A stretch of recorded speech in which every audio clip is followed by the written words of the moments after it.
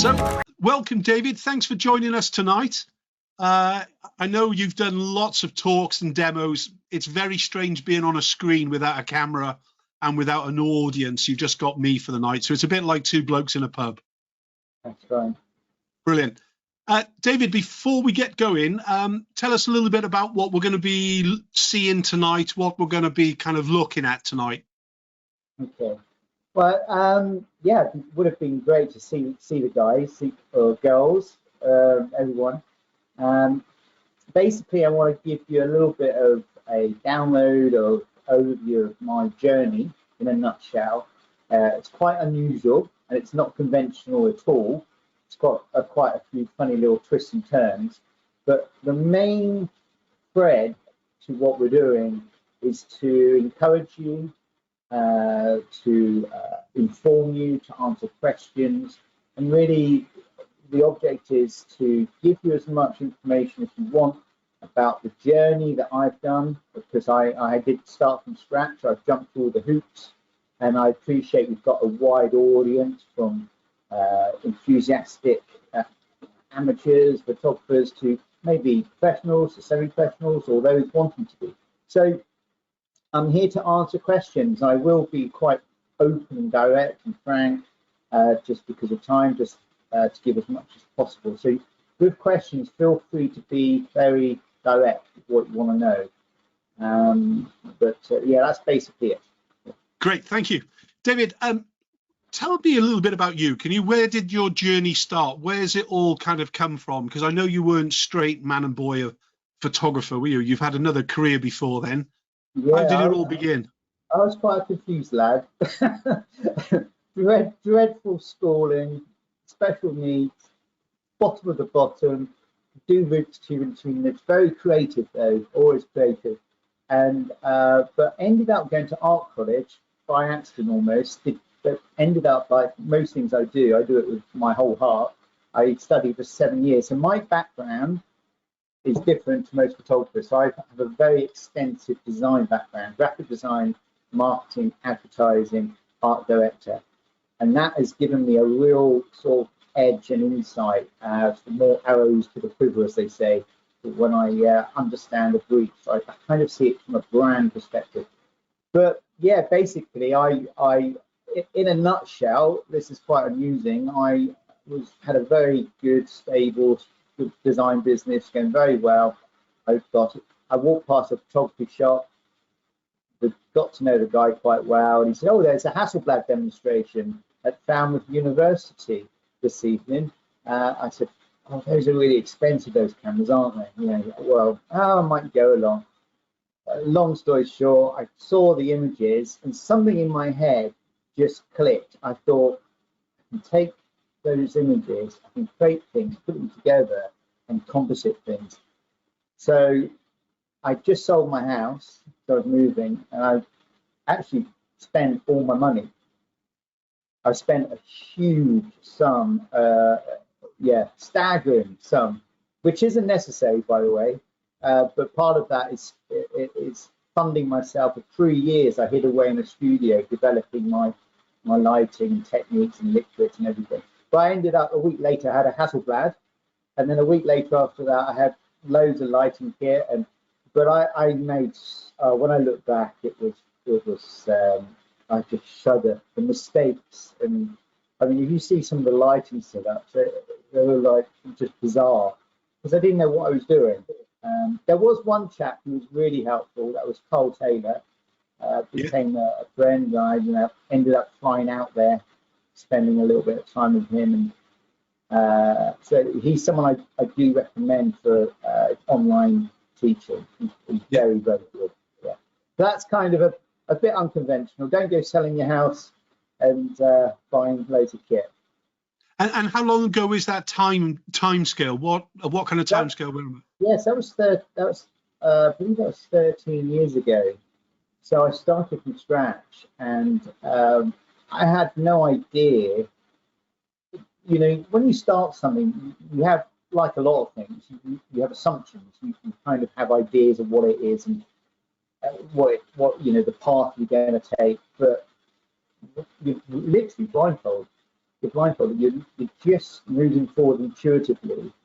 Thankfully, I had my design background, and I was able to approach brands like Ron Hill and I've always been quite an entrepreneur. I'll see a brand, however big it is, and I think, well, that's just not very good. So I'll put a bold presentation in, like I did with Ron Hill, and then it just came back to, we want to work with you. So I was quite brave and bold, and that's my sort of nature. I tend to sort of want to do things well. But it was a tough journey, because commercial photography is, I wouldn't say it's all about lighting, but it is almost all about lighting, because everything you see, the way it's lit, actually completely changes its personality, its character, the way we engage with it, the way it evokes our emotions. If you think of a brand like Bang & Olufsen, how they use those really soft, beautiful, roll-offs of light, because they're very, the material, it's beautifully lit. And then you think of another brand like some sort of Nike knife or something, like Nike, or say, contrasty and punchy, and light changes everything. And one of the things that I find people struggle with a lot is they don't know how to properly light things in a way that isn't necessarily precise, but actually communicates the brand correctly. Again, I won't go off too much on this because it will bore people, but I approach products on the basis of understanding the brand in the sense of a character. So if you think of any brand, let's just take, for example, Audi, think of it as a person. So if that's a person, is it male, female, tall? How do they dress? Tone of voice? And what we also always do in advertising and pictures, always put mood boards together. And for everyone watching, if, say, for example, you want to do a shoot for, say, Pepsi or some running shoe or brand or drink, say Guinness, get a mood board in front of you. Actually, you've got to remember, so that advertising company or that brand, those images are like babies. They're like so precious. So if you go making it look like something completely different, it's almost like saying you don't like the way what we've done looks. So get a mood board together. So that's just a matter of picking images off the internet, and just lots of different ones, different campaigns, motion, still, and just put them all as a montage and print it out and have it in front of you. And then you can use that as a way of aligning your decisions. So you can look at the lighting, you can look at the way they do condensation, you can look at the way actually, that lovely pour, that layering, how do they do it? There's a stuff. And art directors will pick up on that.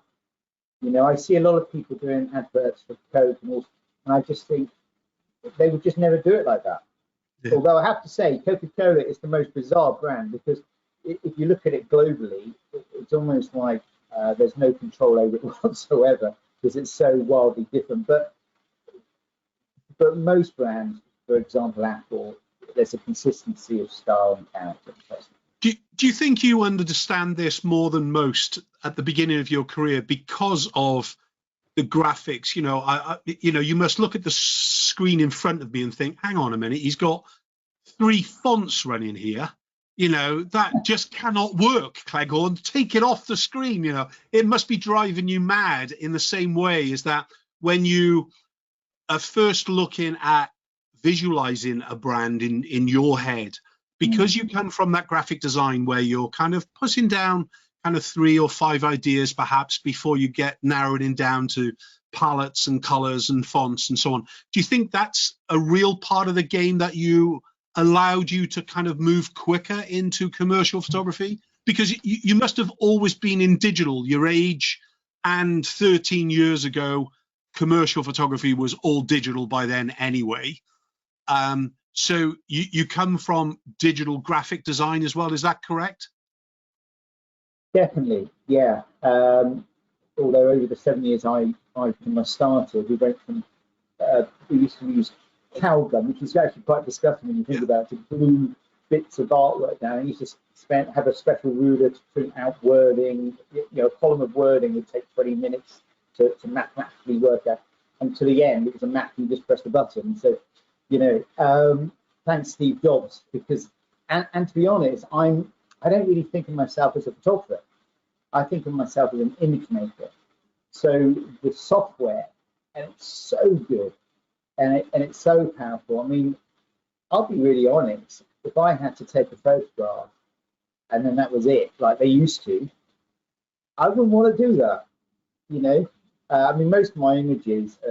I mean, I've got some examples to show you. There's one image I've got that is about, I think it's about something like 100 images put together.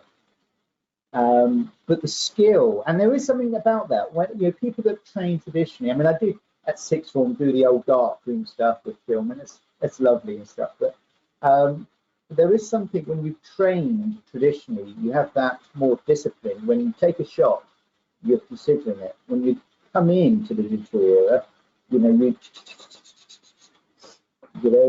kind of, because you're not thinking of cost, and in some ways, it kind of, that discipline of actually looking at the image and making the fine details and reviewing it and then making slight adjustments.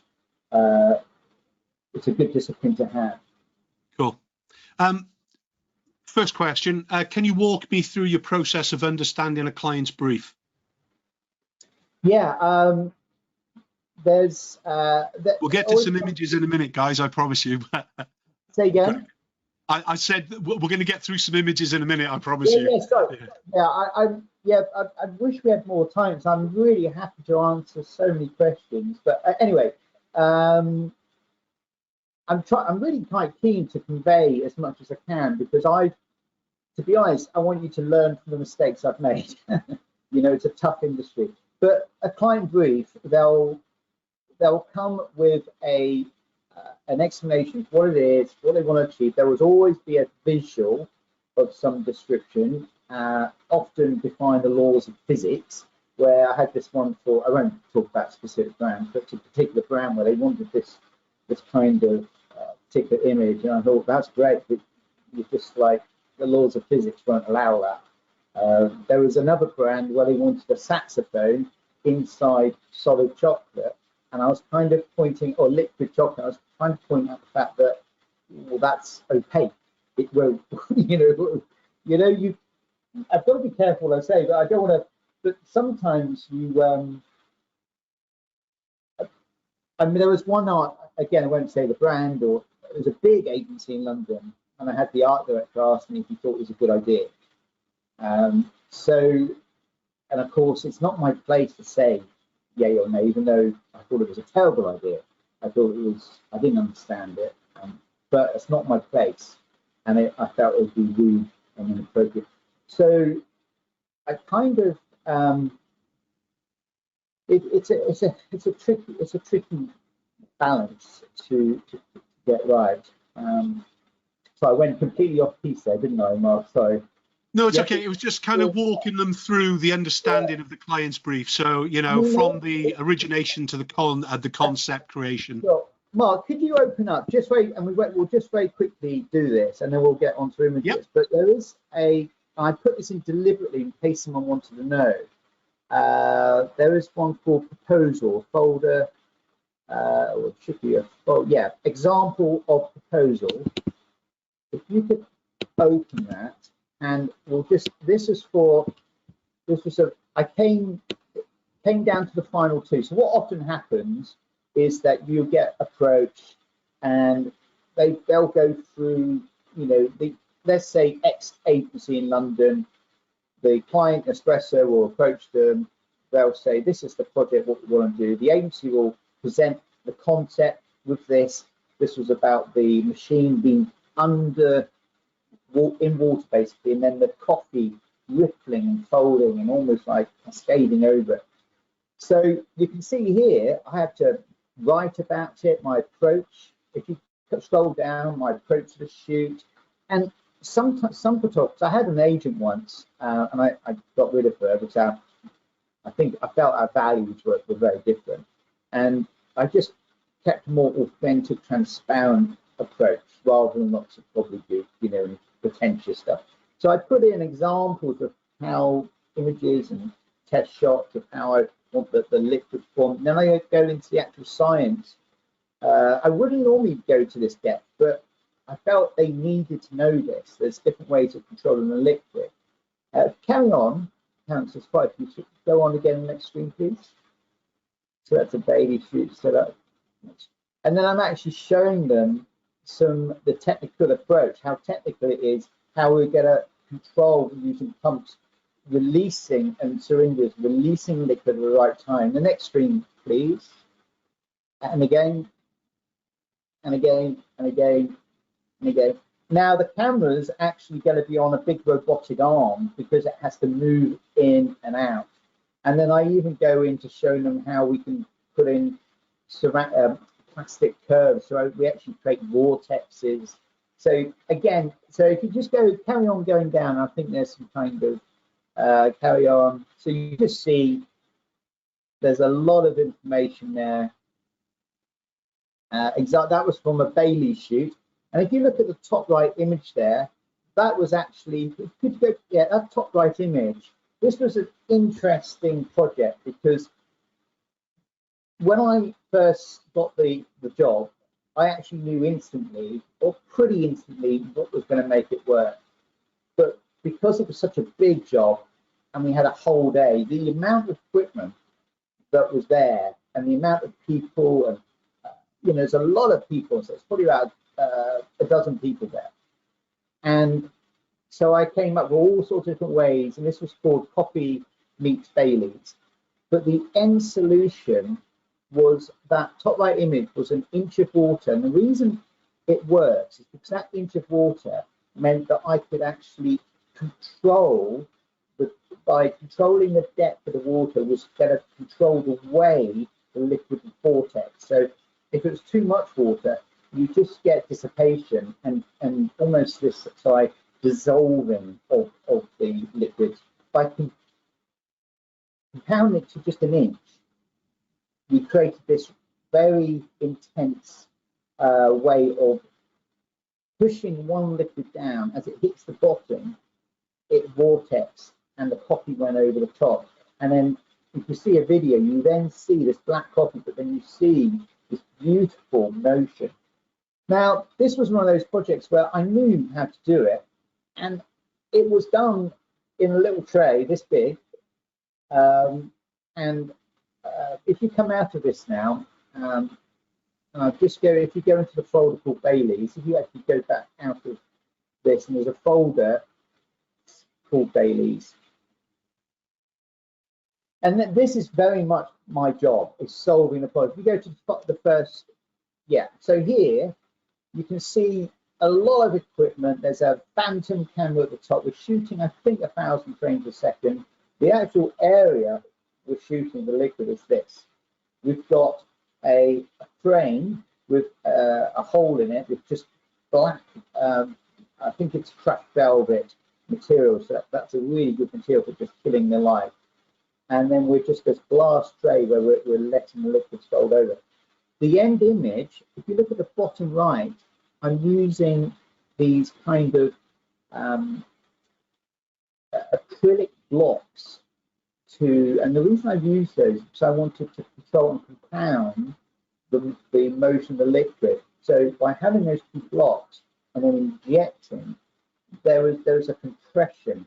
So we're now shooting an image like this big. But those two blocks stopped the liquid moving that way, and it forced the vortexing into one another. So that was quite a simple solution, but it was, you can see there's a lot involved. And if you saw behind the scenes, there's tables and tables of kits and tools and liquid gadgets and all sorts of things. But anyway, enough there. That's okay. There was a question through about equipment. Do you find yourself more as a videographer or a stills photographer today? You know what? As a photographer, commercial, it was actually Tim Wallace, a friend of mine. He said, I think it was like 9 years ago. He said, you've got to be able to shoot everything, but you've got to be known for something. Now, today, more than ever, you have to be known for something. It's like a triangle. You know, at the bottom, there's just photographers who do everything, and there's lots of work. And at the top, you know, more and more you're specialised. There are fewer jobs, they're much better paid, but there's, you know, it can be quite stressful, you know, when you sort of get to that sort of specialisation area. So you do have to be able to do everything. You've got to be known something. Video or film, especially over the last 4 years, has accelerated. It has completely accelerated. So I invested in a Red Epic 6K, which has a beautiful dynamic range, and the stills extracted the same as the Hasselblad in internal quality.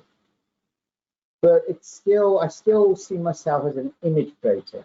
So whether it's motion or stills, I see myself as the camera is simply capturing what I do in front. The creativity, the problem solving is all about in front of the camera. You know, that just captures what we do. So it's all to do with the imagination. With the liquid, there's a lot of little technical potions and lotions and, you know, chemicals and all sorts of little bits and bobs. I keep writing a book about it, and it's the lighting. That the lighting is so key. For a lot of the liquid splashes, I have to use a really fast flash. So I use one color. I've got the Satos, which is incredible. It's just phenomenal color controller with the new Satos and Pulsar L light. I also have the Storopax, so they shoot up to 1/10,000 a second. So things like Ron Heel and splashes and all sorts of things, you know. And I'm sure a lot of the photographers watching know that it's not the camera that captures the freezes the moment, it's the lighting. Good. That brings us into some questions, in fact. As far as the equipment is concerned, I'll go backwards. Liquid, when did you first discover your passion for liquid? You know, that's a really interesting question, because it's such a niche, but I just found myself experimenting in locked away in the studio for 3 years in Cornwall, and I just found an affinity. I just found a fascination, and this is something I want to draw on: is do what you enjoy. You know, if you're an enthusiastic photographer, naturally you do what you enjoy, whatever that is. If you want to be a pro, again, focus on what you are good at. You've got to be good at it. If you enjoy it, you'll always do your best work. But for me, I just found myself going that direction. I also had meetings with art directors in London. And I had one with Saatchi and Saatchi, and the art director said, "Your liquid is," and that was 8 years ago. So, you know, and I had no idea what I was doing, really. It's very, you know, just going on your gut. But he said, "There's something, you've got something in the liquid." And I've just found myself enjoying that area. But I still have to do, still cover a lot of things. Yeah, quite a wide range. Okay, so there's a couple of technical questions about liquid. How to get the purest ice? Any advice, please? Yeah, really simple. I mean, there are ways of using water and creating ice cubes, but it's very time consuming. You know, you boil it, you pour it out gently, you boil it again, you get all the air. But, you know, and then it melts. To be totally honest, I don't think there's a single shop on my website that doesn't use acrylic ice. So it's just, but the acrylic ice cube vary hugely. The ones that you need are hand polished shapes, and they're about £50 each.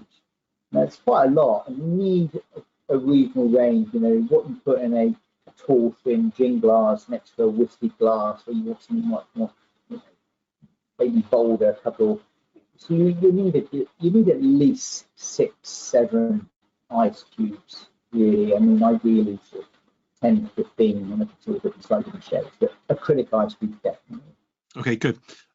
Any strategies that you use to make sure your work aligns with the brand identity and message of the client? I think you've kind of touched on this a little bit anyway, but it's a good question. I don't want to miss it. Well, yeah, for me, it's very intuitive. I almost, because of the way my mind works, and so I am severely dyslexic, but I am incredibly visually perceptive.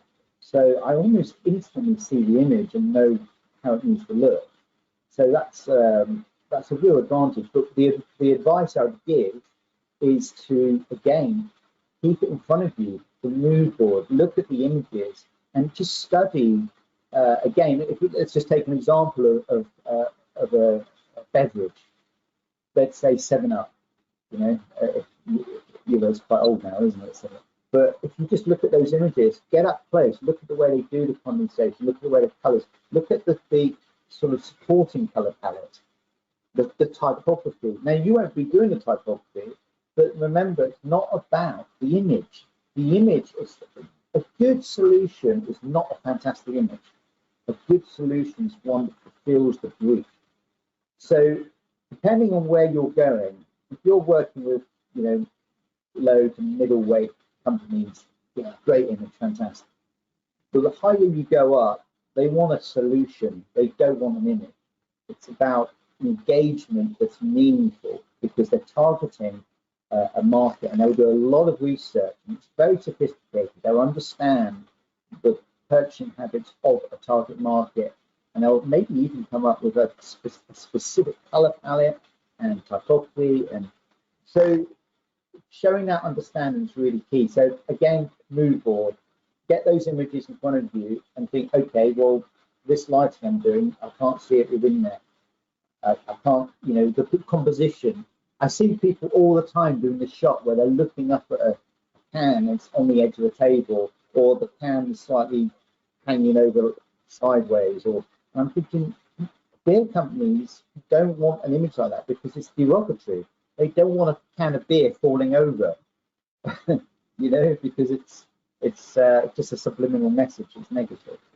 Cool, thank you. I know we've got a few little sound issues going on from David's side, but guys, we're trying to obviously kind of rectify that and things. Really, it's a little bit fuzzy from David's end, you're saying, but we'll do the best we can. Okay. Oh, can you not hear me correctly? It's just a little bit hazy, fuzzy. That's all it is. Okay. So if I speak up, is that better? Yeah, brilliant. Just a little bit more. That's cool with it. Oh, yeah, thank you. Sorry about that, guys. Yeah, it's great. Their feedback is beautiful already. Thanks. Kind of going all thing. Anyway, we're going to move on to another image. I promise you guys. All right. How do you ensure that you stay within budget and meet project deadlines? Well, budget, I don't sort of consider. I always put way more into it than the budget. So my philosophy is always over deliver. And if you look at my testimonials on my website, there is a consistent theme of making their life easy, solve their problem. Wow. I mean, one client said it was like a member of the team. That was for a big London campaign for Fuller's. And that's my ethos. I cannot stand average. I cannot stand. So I put everything in. And I'm actually more motivated by creating a great solution than invoicing.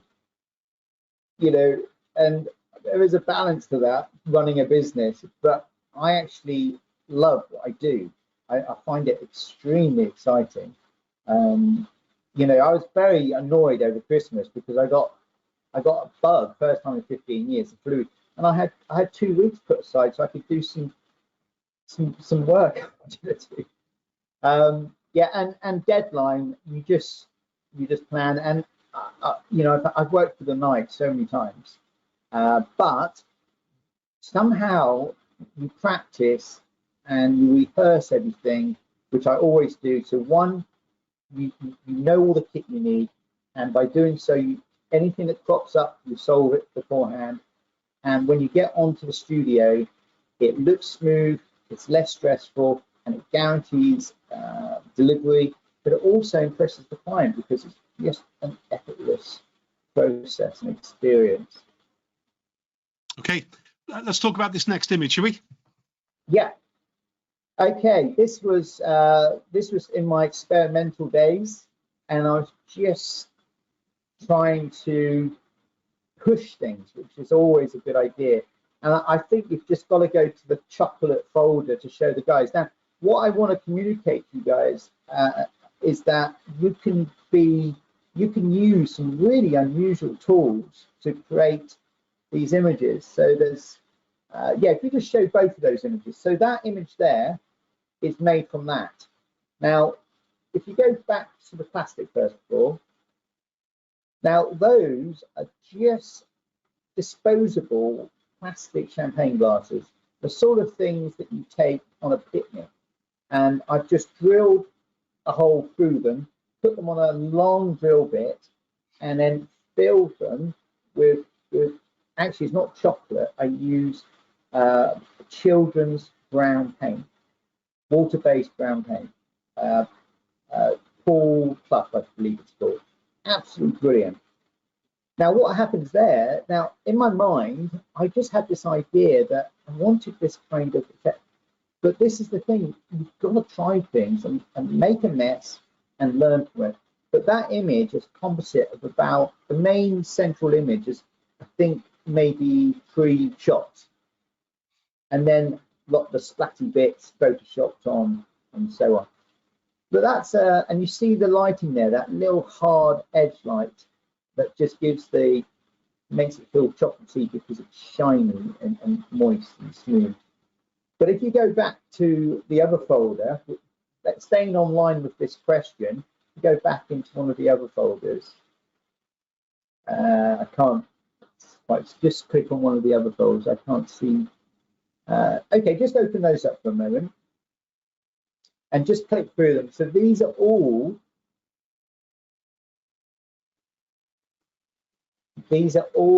made from the same kind of similar sort of principle. Now, if you go into the other folder, you'll see the other tools I use. Now, so here I keep going across, please. Keep going next one. Just flick through them, just slowly. That's it. Now that image there, if you go back one, that image there, that is what's known as a drill bit for a brick wall. Now that slit in that drill bit at the end, by the force, when things spin, liquid hits a side and slides up. Okay, I remember being at a fairground many years ago on that thing, and it sort of keeps you sort of pinned to the side before you throw up. But centrifugic force, or I don't know what it's called, but yeah. So basically I take gaffer tape halfway up, and then what happens is, as you spin it really quickly, suddenly it comes up and comes out. Now what I also did, if you go back again to that drill bit, and if you can zoom into the, if that's possible. Now what you can do is put little bits of tape, waterproof gaffer tape or just gaffer tape, so there's lots of little holes. So it's almost like little sort of 5mm holes. So what now happens when it spins is you get these lines coming out, and of course it's spinning so fast that that line is spinning out, but it's going around in a circle. So that's how I created those thinner pieces. So that's how I created that very complicated image with that. And if you go to the next image, you can see what I've done. Now, one of the other things very important with compositing images is that the camera is locked solid. So I have a very heavy Monfrotto Salon stand, and you've got the Hasselblad or whatever camera, and it has to be locked solid. So every shot we do, the dynamics expected is exactly the same.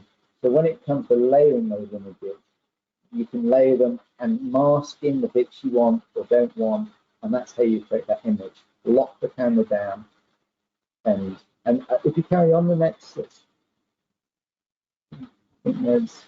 yeah, now here, you know, my assistant, Deborah, she, you know, I mean, gosh, she's so patient, because I said, I've got an idea. She goes, oh no.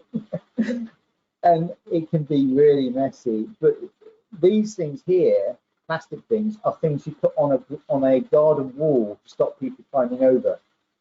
But then what you do is then you tie bits of sponge and different things on it, so that allows a little bit more absorption, it holds a little bit more liquid, and that was used to create that image of on the purple background. So, you know, what looks like a Cadbury's kind of chocolate swirl is, yeah, from that to that. So it's basically, I'd like to just encourage you by saying, just try these things, and you'll be surprised that you've got to be willing to take those stepping stones of making mistakes, and it's those stepping stones that are so crucial to get to that point where you go, wow, I've discovered something, I've made something, you know, that's really exciting. But it's hard work. It's really hard work. Yeah. Do you ever have to scout locations, or are you predominantly a studio-based commercial photographer? Yeah, I do. Okay, yeah, very rarely. I mean, I am very technically based. So that's very much a studio environment. You know, controlling the lighting, controlling the motors and things moving. Occasionally there is. The other thing I'd say is, because you know, my brand is effectively myself, and while I do all sorts of work, you'd be surprised, you know, quite a variety, but I'm quite selective to what I present on my website. It's a bit like if you've got a shop window and you sell a million things, it's just quite confusing. So I keep it focused to liquids, because liquids is where I make 90% of my income, you know, because I'm known for it, I'm skilled in that area. So yeah, so I don't really go out. I don't really go out much. Yeah. Somebody just said, perhaps you should stick a canvas in front of it and sell them more often. Well, I think they're all about pieces of art. Well, yeah, do you know, yeah, it's funny you say that. I did kind of try one way, but people aren't, you know, I appreciate that, because that's appreciation of the complexity of that image. But yeah, people, it's a commercial thing. Yeah. Commercial work can look great. I mean, Tim Wallace, some of his commercial work, his car work and stuff, that's, you know, you'd have that on the wall. I think they meant the splatters. Put a canvas in I think that's what they meant, yeah. Oh, okay. Yeah, well, yeah. I actually follow, I personally follow a guy in Spain, and he has, you know, like the candy floss machine. Basically, all his artwork is made with a candy floss machine. Okay. Except it all has paint of some kind being applied or something injected into it and things really. Okay, that's interesting. There's some incredible stuff, and then he throws sand on it and lets it all dry, and then he'll chuck PVA and then add more. I just love to watch him kind of do all his little weird stuff. It's good therapy for me anyway, kind of thing, you know. There was a lot of experimentation. I mean, I would say 80% of my time is spent developing skills. I mean, these images here, shot with the one color, high flash speed, Hasselblad, and this is actually, I'll just give you a bit of a secret here. This isn't ink, this isn't just ink and water, this is double cream. So I pushed and pushed this. I kind of saw this type of imagery. I wanted something that had more structure rather than something dissolved. Now, fat has a natural barrier to water. So I experimented. I thought, okay, the fat content should help it stop it from dissolving quicker. And it does. And I did actually a similar shoot like this using black for Rolls-Royce, because they needed that type of look. But double cream, it needs to be kept, don't don't stir it too much. So I would put little dots of ink in. Now the other thing is cheap ink works best. I tried all sorts of inks, really expensive inks, and they just don't work well. But cheap printer inks, you know, like the really cheap ones you get on eBay, they work best. And the key to it is to use a small amount as possible, even though the colours aren't really rich. Use a small amount, because what you don't want to do is dilute, because that's basically, you know, the fluidity of that is like liquid, and you don't want to. But you can always punch it up, particularly if you're using a 16-bit camera. You can really then just punch up those images, you know, shoot your double film. Cool. Should we talk about this image? Yeah. Besides for the cream. Okay, well, the other thing is, again, this was experimental, but this is where you do something and then you think, okay, I'm not quite sure where it's going, but I just have something in this. Topshop contacted me, and their flagship store in London, one of these images, they actually wanted, like, I don't know how big it was, like 30 foot by 20 foot over their entire wall. And they actually took the image, printed it out, set it all up. I mean, that store turns over something like £1 million a day or something. But last minute, they didn't go for it. And that's a real, but the principle is you try things, you don't always do things to get immediate payment. You know, you've got to push things. And, but people, you know, there's a lot of tech, these all kind of look fairly simple, but well, they are kind of simple in a way, but the little things like not mixing the colouring correctly. So you might see when you go up close, you'll see little coloured veins. These aren't particularly high res, which is what we're working with. But if you can zoom in a little bit, I think if there's a bigger. Are they in a folder? I haven't. You go from that to. I don't think there is one in there. I don't think I've delivered one of those. If you just go back to that image. Okay, I can't zoom in PowerPoint. Oh, you can't. Okay. But they can themselves. They will be able to zoom in with their fingers. You'll see, like in the top left corner there, you can see there's those threads, those veins, and that is kind of where it's kind of slightly thicker or slightly more fluid. There's that kind of that liquid property is creating that slight separation in texture, but it's still holding form and structure because of the fat. Cool. If that makes sense. Great. Taste of Pride.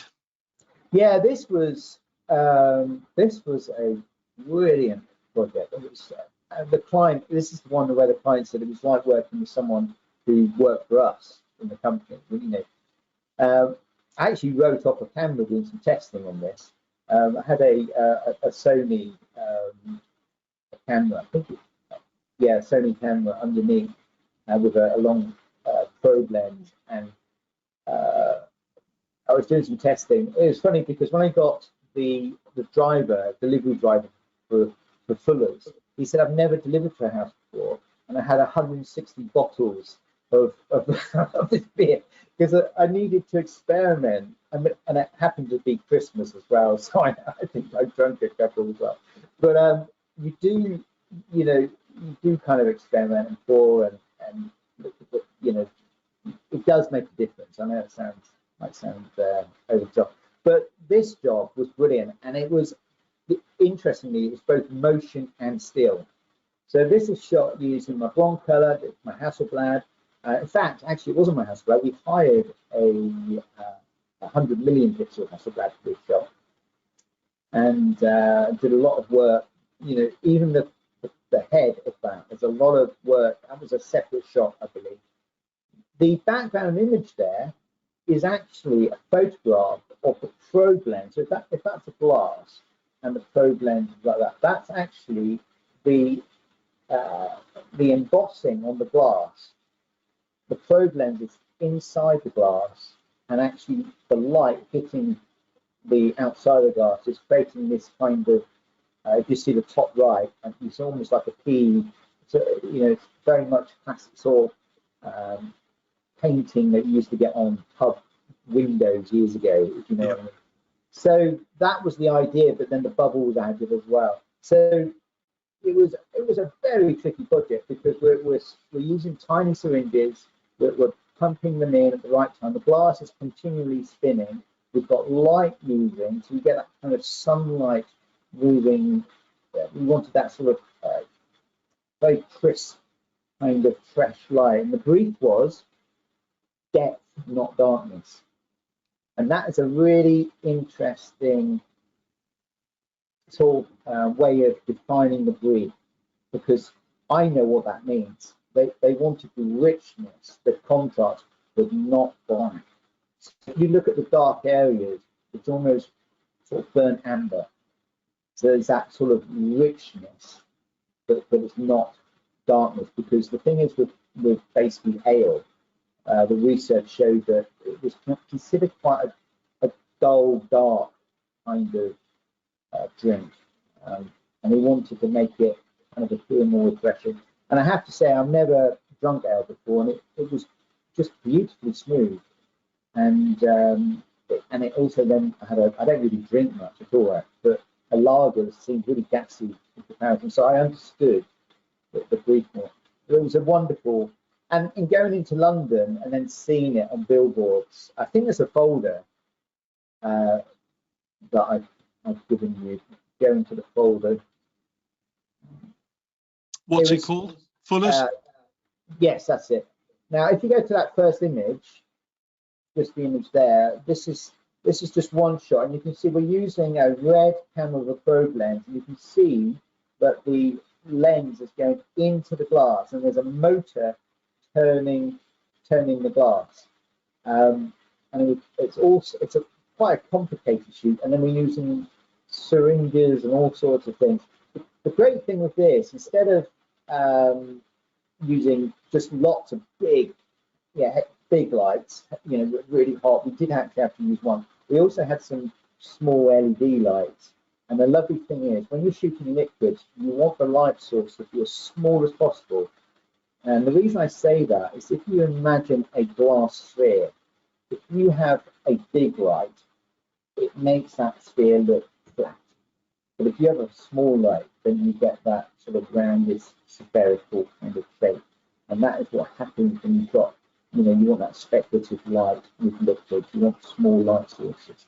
And if you go into, if you show these, so this is kind of going into London and then seeing on the escalator, all around London.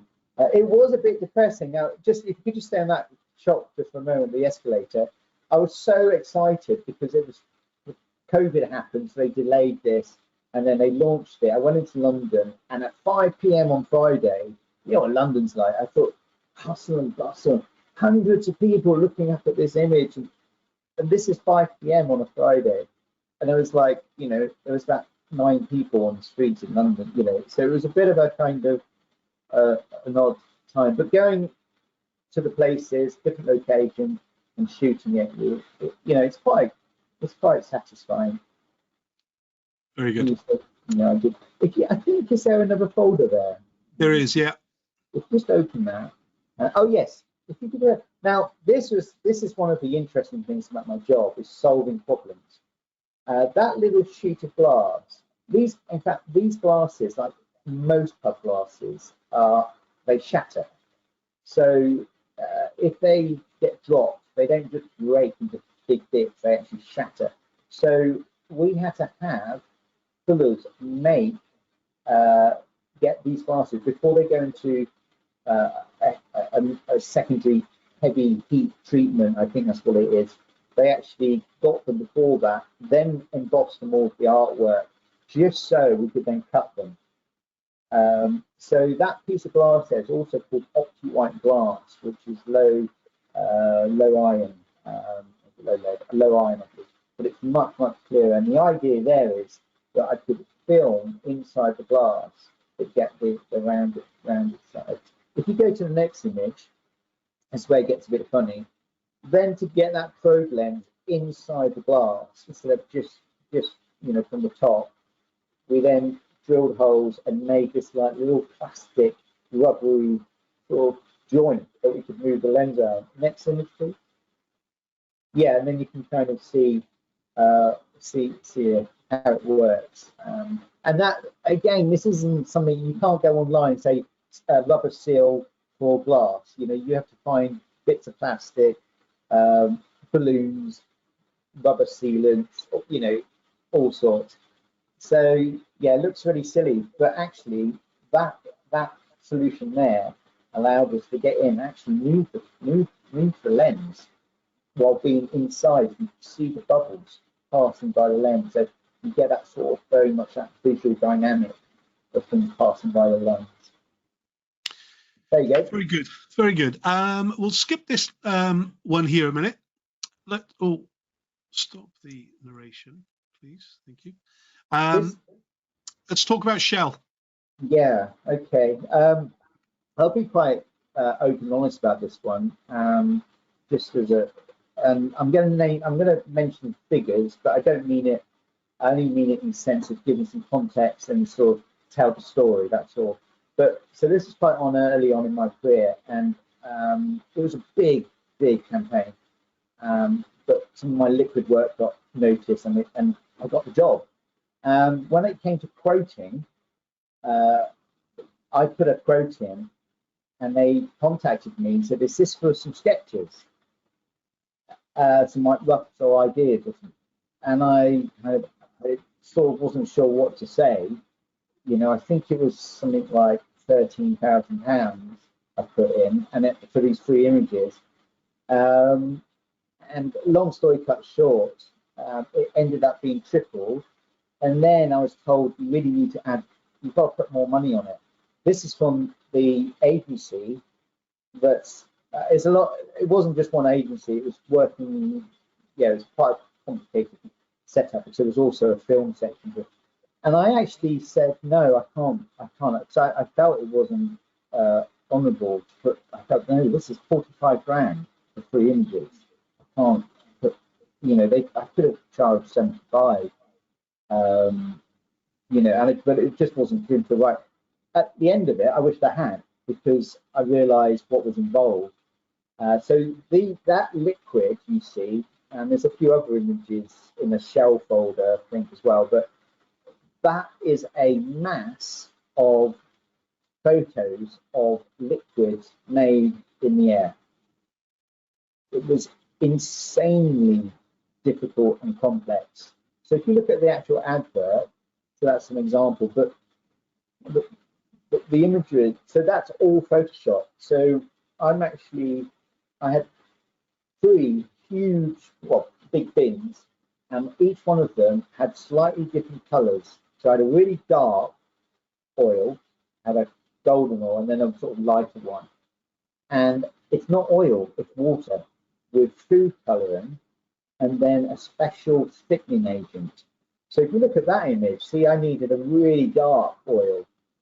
And when shooting liquid, you tend to want to go darker and richer than you actually want it to appear, simply because of the way light works. It doesn't wash it out, but of course it illuminates it. So it tends to look better when you go on the slightly darker side, richer side.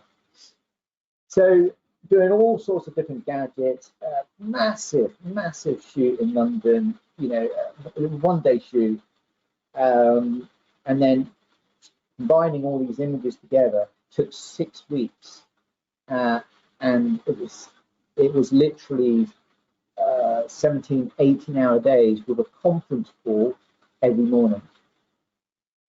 The stress was, I mean, I'm okay now. I've kind of learned a lot, but after this project, I was actually in hospital 4 times in 1 week. I had 4 ECGs, and my hairy chest looked like a chessboard. it was really, yeah, it was really intense. But shell was great. So no problem there. But it was, you know, I think this was 8 years ago. So, you know, it was 7 years ago. It was a big job to land, and I had to learn a lot. And one of the things I will pick up on is that the cultural side is that when you're dealing with a company in the Far East, they tend to have a tendency to be very positive, and yet then say halfway through the project, well, actually, and you just think, gosh, why are you telling me that now? Where I prefer, in fact, I actually like trying to be blunt and just, look, they're just coordinated pixels. That's, I love it, but that, it's an image. Let's just get it right. Just tell me what you want. Tell me what you don't like, and be really clear. So there is a cultural thing. That's something else I've noticed. Like for America, rebranded things there and create this beautiful solution. They stick logos everywhere, and then I've presented in Scandinavia certain parts, and they like things to be more precise. They don't. I had one company. I won a pitch, and I went out, and I don't get it because it had some humour in it, but it was an English type of humour. And so culturally, things, there is an influence there. There is definitely a pace for tweaking. Yeah. Cole Taylor actually emailed me. There's another image. It's in the folder, but he actually said he was in Japan, and one of these images were there for one of big billboard, digital billboard, and he sent it to me. So when it is a nice feeling. You stand there and think, oh, okay, that little bit there, I remember photoshopping that bit. Yeah. Very good. But good. How do you handle any copyright ownership for the photographs that you create, especially when you're playing? Well, I don't really. I mean, I put copyright information on my images for online and stuff. I mean, there was a guy in Miami. Someone contacted me and said this guy's got your images on his website, and I looked at it and I immediately recognized other photographers, and I actually contacted all their agents, and I said, look, this guy, and his entire website were other people's work. I even remember Tim Wallace once, he said that someone had literally taken all his images and created his own, and it does make you wonder why, because you think, but if you get a job, you're not going to be able to do it. But I have had stuff nicked, but really, it's not a big deal. Yeah, it tends. I even found some of my, sometimes I find my work in places where I haven't given permission, and that does bother me. So I think I'm fairly relaxed in a professional context. But if it's not credited or I haven't asked, I'm not happy with that. Okay. In the event of copyright infringement or unauthorized usage, do you have any advice? I can't go on, but they've gone on to say that they're actually in a dispute with somebody who hasn't paid their bill, and basically they're in dispute of a copyright infringement because they're using the images now. Do you have any advice on that? Yeah. It's actually, in fact, this was many years ago. Cole Taylor gave me some advice. He actually gave me a bit of copy, and it's basically by them putting it into the public domain that they've broken copyright. It's not that they are going to, or they have broken it, and therefore they're liable to be sued, and actually got given 3 days to remove the images, pay the bill, or you'll be sued because you've actually put those images. As soon as you put them online or wherever, you've actually broken. You actually have engaged in. I don't know the right terminology, but you've engaged in something where you actually are liable. You've broken copyright. So I wouldn't get. My one advice is don't get emotional. Yep. Keep the conversation factual, and literally use as few words as possible. And follow it up. So each case is slightly different, but sometimes clients need educating. It's not always malicious, and sometimes, I had a client once, and I gave them a sequence of ideas, and they actually extracted images from the PDF, and they were using them, and he knew you shouldn't do that. And I sent them a bill, and he did pay it. Yeah.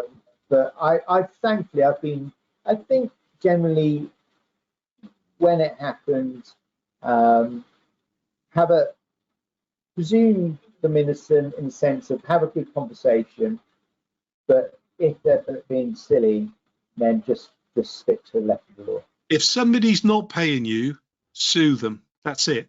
Simple as that. Well, Because you don't want them back as a client again. If they're not paying you, I'm telling you straight, this person is yeah. that you go after them, because if they do it once, they'll do it again, and they could actually be already running from other photographers who they owe money to, and there could be a whole trail. Yeah, I tell you what, I've learned. I've got a sense, almost like a radar. I pick up on things very early, even the way things are worded, or I've got a new client which, he seems a decent guy, but I just think he's a bit confused in the sense of the brief and the project's done, and he's there are so many additional things to be done, and I think when he sees the bill, I've actually really cut it, because I sort of know where he's coming from, but he's got to be realistic, because there are so many problems to solve because of his basically lack of a brief, and you sort of added to it. It's a bit like building a house and saying, okay, it's 100 grand, and then say, oh, we want to add a conservatory, oh, we want to add a swimming, and you think, well, hold on, we said 100 grand, So my advice is, just keep good communication to the client, because the worst, I'll say this, but I haven't done it really properly with this client. I've been particularly busy recently, but the best thing to do is to constantly be upfront. Terms and conditions are really helpful, but just say additional work is this. So before you engage in additional work, say it's based on this agreement, and an email confirmation is all you need. Yeah, cool. Right, we'll make this the last image, shall we? Because otherwise they'll be telling me off. I don't mean my wife. I'm on about the people online with us who kind of gather. So, talk about this image for us. Okay, so this was what I was mentioning earlier about being quite bold and approaching clients. You see a campaign or a brand, you think, well, it's not that exciting. So this is Ron Hill, and we did something for them. They loved it, and they said, well, okay, we've got this jacket. It's waterproof, but it's also feather light. So they sent it, and it wasn't a particularly big budget, but this image is basically got a mannequin inside it, head chopped off, a wire frame for the head, and then because the arms have got some sort of spongy bits in them to try and smooth them out a bit. And then if you imagine a post, so we've got all these manfrotto poles vertically and holding this post like this, and then the mannequin sort of stuck on horizontally, and then with that horizontal mannequin, I've then got a string, and then the water, because it hasn't been thrown at him, it's been dropped at him, so that when it hits, it carries on in a direction. If we threw it at it, it'd be kind of dropping off pathetically. So to get that sense of motion, we kind of turn the whole thing this way. Again, this is a classic case of camera, lockdown, mannequin solid, and then pouring water over the arm 20 times, pouring water over the head 10 times, and so on, and then just merging those images together. Is that the Ron Hill one? That's another Ron Hill one we did. Yeah. Should we quickly do that one, because I know you've got a little bit of video that we'll post this on later on. I know video isn't great on GoToWebinar, so I do apologize if you're watching us for the first time. Video doesn't play brilliant. It's nothing about David Lund. It's just the way that it kind of just drags a little bit. Talk us through this, can you, David? Excuse me, I'm having a drink. So basically, this was actually shot.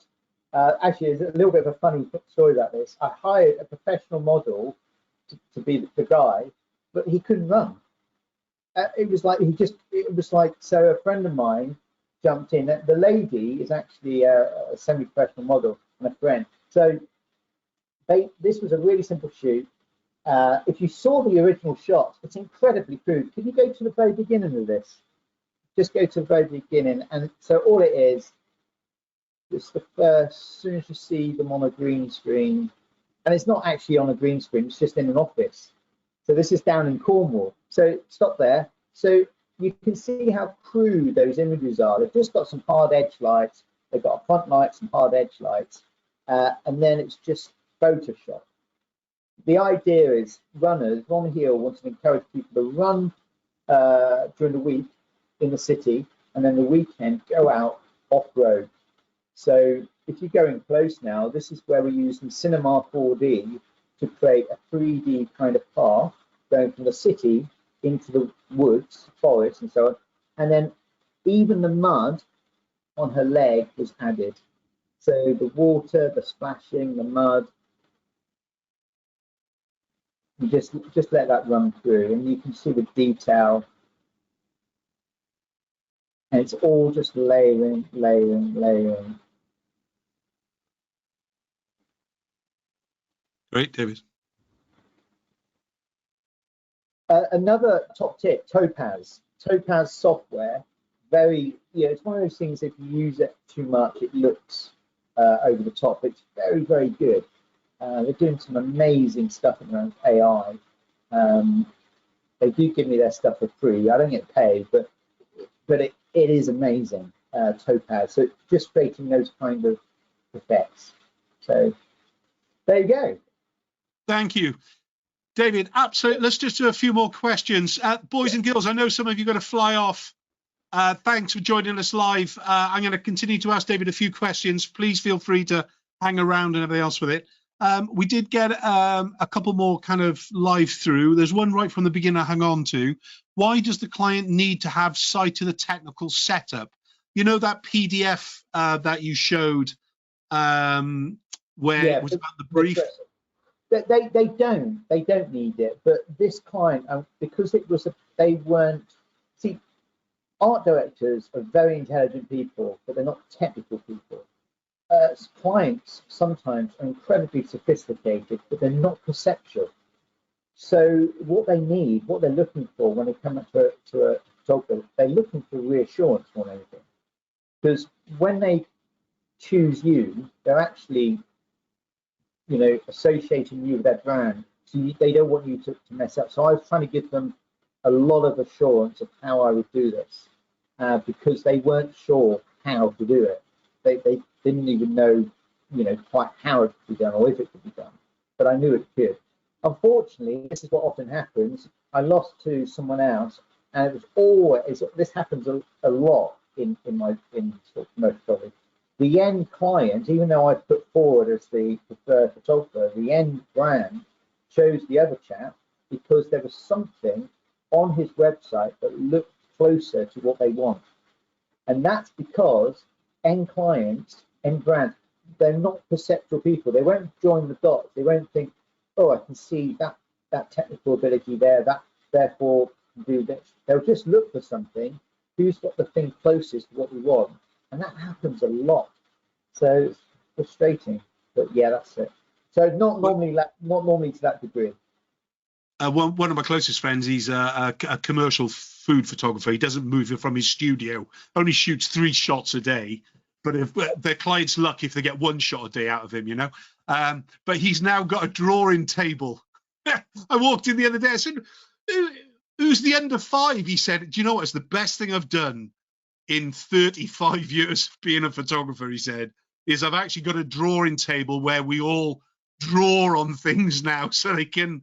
And when you actually see it, he's just done this huge landscape image of food, but you can actually see the development of the client's brain. You can see how they are beginning to understand the brief themselves, and it's their brief, but they're kind of unravel their own onion, as it were, and things really. Okay. No, that makes a lot of sense. How do you ensure that your equipment is going to be able to get the shot in tight timescales and very tight budgets? I'm not sure if that means what happens about renting or something like that. I'm not sure if that means I own all my own kit, and occasionally, I I rented. That's the first time ever I've rented a Hasselblad because I wanted 100 million instead of 39 million, which I didn't. I'm not sure I actually needed it, but it was going to be blown up so much. But I own. I mean, also, I guess the answer is buy decent kit. So I only use one color. So I use, and it doesn't fail. Hasselblad can be, bear in mind, mine's 15 years old now, so it's in human years, it's probably 18. I don't know. But it can be a little bit temperamental. But yeah, it's fine. I did have a Hasselblad go down on a shoot for Grant's Whiskey once in London, which was a nightmare because I got a courier to rush out from Pro Centre a new body, a back. I think it was the back, and it was only something like 5 miles or 5-6 miles, but it took almost 2 hours because I ended up going to another studio. It's a studio called The Works, WORX. Yeah, I know it. And there was a Tony and Guy photo shoot, and I went up to the photographer. This is me. You have to do so. I said, look, just have my house back again. Can I borrow your camera? He had a spare, so I borrowed his camera. So that was, that's the only time something like that's ever happened, mate. Cool. I want to photograph some fruit in frozen ice for artwork. Any advice to get the clarity, I suppose, the word that they're trying to... Again, you could try using water. There are different ways to clarify water, but there is also a... Can I quickly get something? Yeah, go. Got 30 seconds. Guys, thanks for joining us live tonight. It's a really great session. I'm sure we're going to beg David to come back because we've only done a fraction of the images. But yeah, some really great images. I'm sure with your feedback that's coming through in the question panel that you're loving what you're seeing. As I said, we'll kind of make sure that we're doing. We've had so many questions through. There's no way we can get through them all. Perhaps I can do a session with David where I'm just going through the questions, perhaps. Okay, I had a company send me something, and it's basically, I believe it's called Encaps OK. I can inform you later, Mark, but I'm pretty sure it's called Encaps OK, and it's 2 liquids you mix together, and then it sets, and it's set. Oh, okay. It's gin clear. This is a year and a half old. This was a test I did. But it absolutely is crystal clear, and you can break bits up and make fake ice cubes. Clever stuff. Yeah, and when you break it off, it's just quite an interesting. Of course, if you put fruit in it, you've got the fact the fruit will only have an X shelf life. The fact that it's not exposed to air, oxygen, might possibly slow down the degeneration of the fruit. I don't know. But there is something to be said about real ice. That kind of, you don't always want things to be perfect. You don't always want things to be sharp. So it's a matter of experimenting. Yeah, I quite like the living problem. And as a commercial photographer, it's kind of that kind of pushes you on a little bit more and things, really. It should never be fixed. There's always a problem. You'll just basically get better and better as you're going through with it. Could you talk me through the lighting of liquid? So how do you approach determining the correct position for lighting a liquid when photographing from above? There we go. Well, the main principle of liquid is, of course, a bit like glass. You can't light it. You have to illuminate it. Depending on the type of liquid, there was that image we saw earlier with sort of golden kind of twists, and that was just literally near the hose pipe with putting a fork and different things in front of it and then merging them together. And the light was actually 2 lights from either side, so it was a lot of structure. If you want a liquid that actually looks kind of, if you've got something with some colour in it, you need to, and you want it to look more sort of round, you actually need to illuminate it from behind. You don't necessarily have to come directly behind, but you need some light coming from behind to create that spherical object. Otherwise, you're just going to get shine on it. But if it's transparent, if it's moving towards the water, you just need to be, if that's the camera, there's the liquid, the light just needs to be, you know, to the sides or to the back, just not to the front. Okay.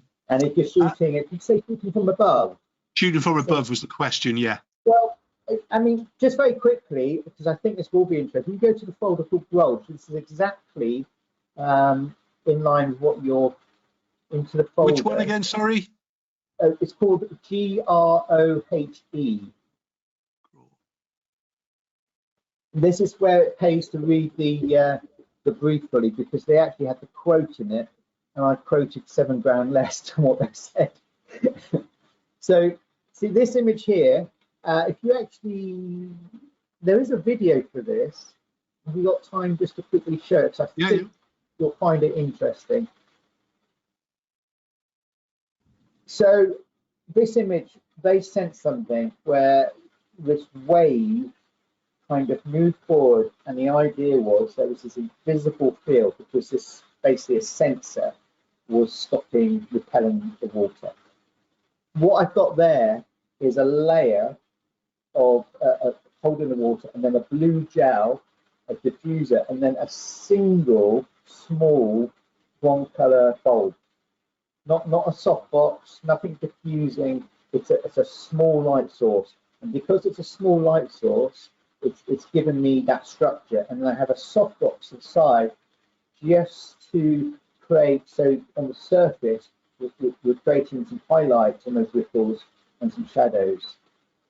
And all I'm doing here, you can see the light behind there. I've got the camera fixed above, that's shooting directly down. I'm using all sorts of techniques. Everything we did here, we developed just for this shoot. So little different bits of plastic with things cut out, different shapes. This was 7 years ago. We had 2 small studios. So even that little glass thing, just to get that shape, little ripples, gentle ripples, curves, fast, and of course with the blonde color at 10,000 a second, everything is pin sharp. And then out of those sort of 300 photos, I'm choosing the best and then putting those in. And this was an incredibly complex shot. What was a lovely compliment is they looked globally for a liquid specialist from Germany, and they flew over to you know, over here and spent 3 days shooting this. So you just see the complete. Oh, this is a bit of 3D stuff. Sorry, this was just for the product you put on. That's okay. We'll skip that. But Brilliant. the video, if you go back to the video, Just shut it down. Hang on a minute. Because there's the bit at the end I think people will find interesting. Just go towards. Okay, go back a bit. That's it. And then so building up, but then when you see up close the detail, so just past this little bit. Oh, it'll be gone in a second. You can just leave it. So, yep. So now when you see the whole image, it's a massive image, about 400 or 500 meg. But when you go up really close, see the detail and the intelligent formation and the waves and the ripples. So, you know, and what it is, it's a jigsaw. So when I got that project, in my mind, I saw the image, and when I come to creating those liquid formations, in my mind, I have a jigsaw of all the different various bits I need, and the different techniques I need to create those shapes. Yeah. David, we'll call it a night. We're gonna get you back. I'm gonna be lassoing you around your neck and bringing you back. Absolutely so fascinating. Thank you so much for sharing so much today. They're all saying liquid only sessions from now on. I hope it's been helpful, and I hope it's been I've been talking about myself. I hope that's shared stuff that encourages and inspires. There were some other images that we were going to be going through, and I do apologise that we haven't got there. But can I just say one thing about that image? go. Just one last thing, really quickly.